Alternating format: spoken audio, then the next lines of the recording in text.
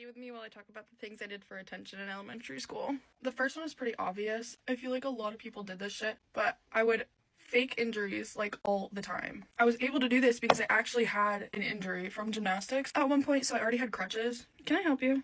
I would just keep claiming that I got injured again and like bring the crutches to school. I did this because if you had an injury, then like you could go to the nurse and get a wheelchair, and then you could have like elevator privileges, and like you got to like pick a friend to like wheel you around and like take the elevator with you. And everybody wanted to wheel around the injured girl. The next thing was in gym class, like after we like ran or whatever, I don't even remember what we would do. Everyone would like count their pulse for a minute, and then like our teacher would figure out what our pulse is. So everybody's would be like normal, but I would always lie about mine and like say it was like way higher than it was because I thought like I was like winning. So everybody was probably like, what the fuck is wrong with this bitch? Like she needs to get herself checked out. Or mine would always be like 120 or something. Another thing is in like probably 4th and 5th grade, I made up an entire fake boyfriend, and his name was Blake.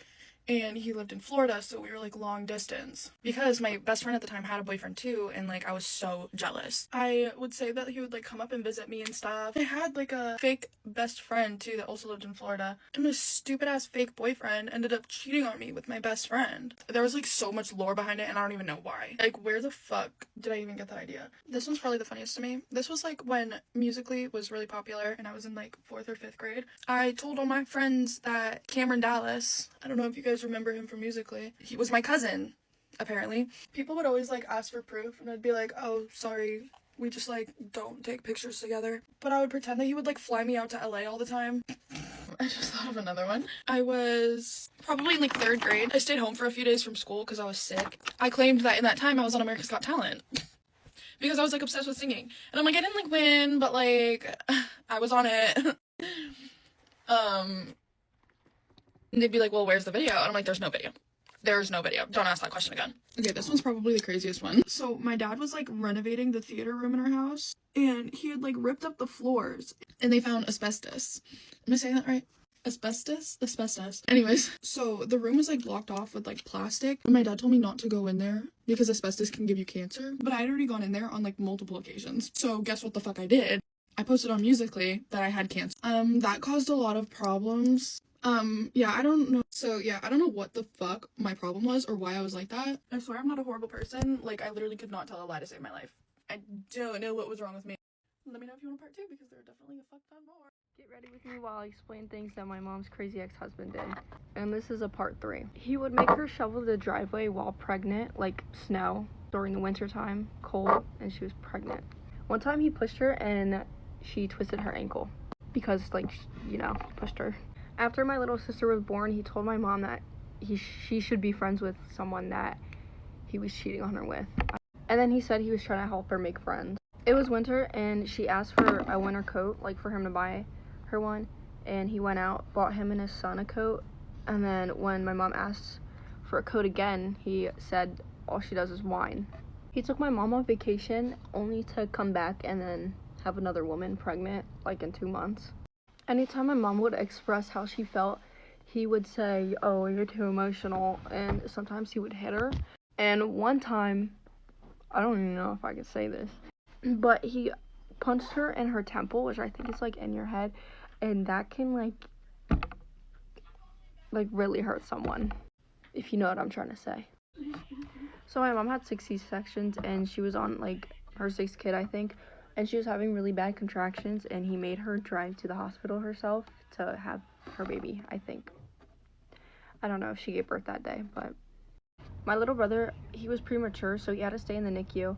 And anytime my mom would ask her ex-husband to drive her to the hospital to like visit him, he would say, you picked the wrong time to have a baby, and he wouldn't drive her there. He hit her like a lot while she was pregnant and left like multiple bruises on her. And then when she went to court to get a PFA, she had like all the photos of the bruises, and then I think they tried saying it was because she had low iron. Please excuse the way I say iron, I don't know how to say it. Even her doctor said it couldn't have been from low iron, like no bruises come from low iron. When I was in 8th grade, my best friend and her dad and her brother all died in a tragic car accident. who I got this tattoo for, but at the time I was incredibly depressed, as one would be, and I ended up moving in with her mom. There were reasons for this, one of which I didn't have water, and like my mom had just left, so like everything, my entire life was in shambles. Living with her at this point, and she rekindles a relationship with this guy that she had known like 10 years ago, and they start talking, whatever. Eventually she decides that she just wants to move, which I cannot even blame her. Like, if I had just lost my entire family, I would also want to get the hell out of the town. We pack up her entire house in the middle of COVID and then move to Washington. So we move into this house with this guy and his son, and at first I'm like, okay, this is kind of weird, but like also she just lost her whole family, so like I can't really blame her. So I never really realized this at the time, and now that I'm older it makes a lot more sense, but I definitely think that she was like trying to like remake her family in a sense, because like her daughter's best friend, a new husband, and a new son. That's the exact same thing her family was. She ended up wanting me to stay in Washington and like she wanted me to permanently live with her and like put me through college and like all this stuff, okay? And I didn't want that. I was ready to go home. I missed my dad. Like, I was halfway across the country, and whenever I told her that I didn't want to permanently live with her, the entire dynamic just like completely flipped. It went from her being like my literal mother to like a stranger in a matter of weeks. Started saying that I was really ungrateful for everything and kind of like blaming me for a lot of stuff that like were completely out of my control. And like once I had moved back to Missouri and stuff like that, she started like spreading a bunch of lies about me to like my friends' parents and like saying stuff that just simply didn't happen. I've heard that she's doing really well now, and I genuinely wish like nothing but the best for that woman. Like, I lost my best friend. I could not imagine losing your entire family. When my mom found out I was being a hoe at 16, she beat my ass. I don't know what was wrong with me at the ripe age of 16. I don't know why I wanted every man that I laid my eyes on. I was just so in love with every single man.